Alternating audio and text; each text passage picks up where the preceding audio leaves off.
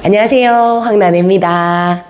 아메이 특강도 되고요. 학부모 특강도 됩니다. 오늘 제가 배운 재미난 얘기 알려드릴게요. 혹시 사람의 뇌거든요. 의학적인 전문용어 이런 거 다 빼고요. 그냥 쉽게 간단하게요.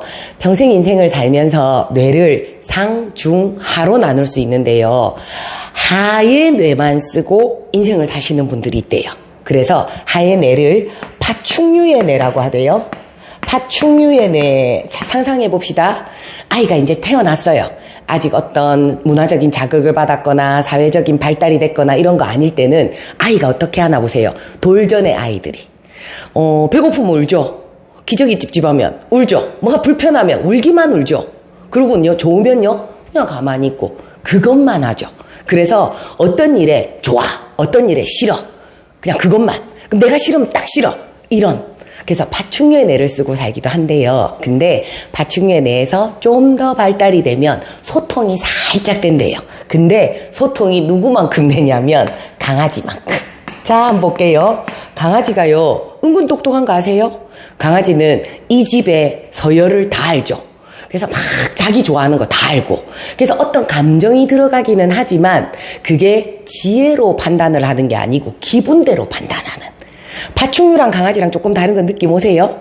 자, 그러면 강아지의 뇌는 기분 좋을 때는 막 좋다가 또 싫을 때는 화를 막 냈다가 이렇게 약간 이렇게 감정이 많이 들어가 있는. 그럼 상상해 볼게요.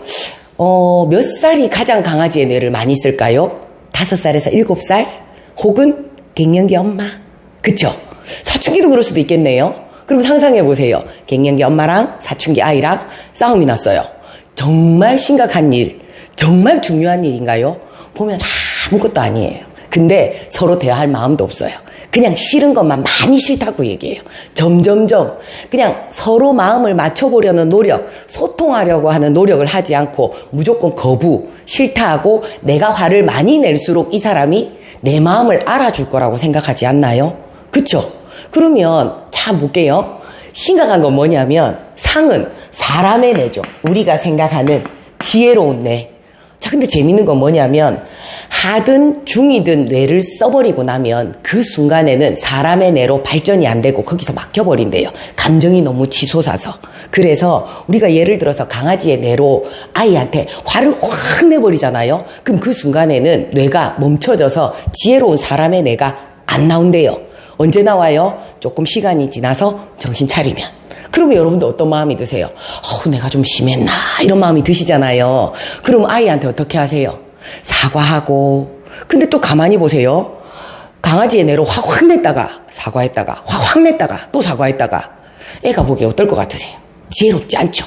그럼 우리가 사람의 뇌를 써야 되는데 그러려 그러면 강아지의 뇌가 나올 때 3초만 참으시면 돼요. 하나, 둘, 셋. 잠깐만. 지혜롭게 하자. 그렇게 해서 내가 나한테 사람의 뇌를 쓸 수 있도록 가이드를 해주시는 게 너무 중요하대요. 그래서 아이하고 관계를 할 때도 그냥 기분대로 그렇게 하는 게 아니고 진짜 지혜로운 사람의 뇌로. 근데 사람의 뇌를 하려 그러면 뭔가 더 필요하지 않을까요? 그래서 고민해 봤는데요. 여러분들 한번 보세요. 이론과 실제가, 과학은 어때요? 과학의 이론을 실제가 똑같아야지 그건 이론이 증명되죠. 그래서 과학은 이론과 실제가 같아요.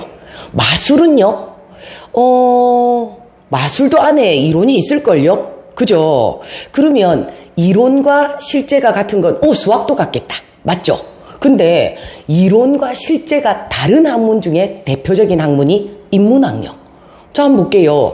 사람들은 이래라고 얘기를 하지만 그거는 많은 사람들의 통계일 뿐이지 10,000명 중에 통계일 뿐이지 10,000명 중에 20번째인 그 사람은 그 이론과 다를 수 있어요. 그래서 실제로 인문학은 10,000명이면 10,000명마다 답이 다 다를 수도 있어요. 그죠?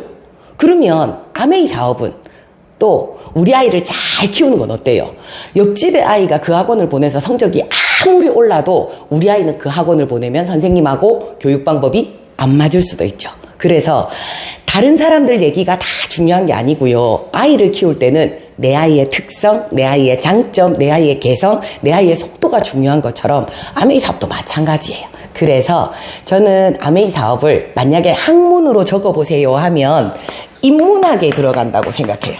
그래서 아메이를 이론적인 공부를 우리가 많이 하잖아요. 하지만 내가 만나는 사람에 따라서 그때그때 약간 달라져야 돼요. 그래서 멘트도 조금 마이너스를 해야 될 때도 있고 플러스를 해야 될 때도 있고 이렇게 바꿔야 될 때도 있고, 그래서 내가 맞춤식을 잘하면 좋죠. 그럼 아메이 사업이나 아이를 키우는 걸 맞춤식을 잘하려 그러면 꼭 중요한 게 이 인문학 앞에 뭐가 붙냐면 관찰력.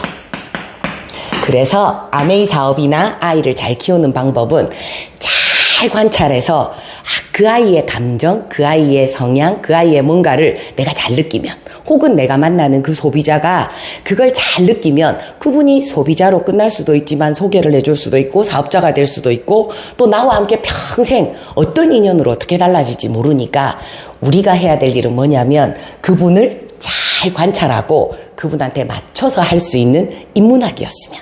그래서 아이를 잘 키우는 방법과 아메이 사업을 잘하는 방법은 같습니다. 그래서 아메이 사업을 잘 하시는 분이 아이도 잘 키우시나 봐요. 관찰 인문학 오늘부터 시작해 볼까요? 감사합니다.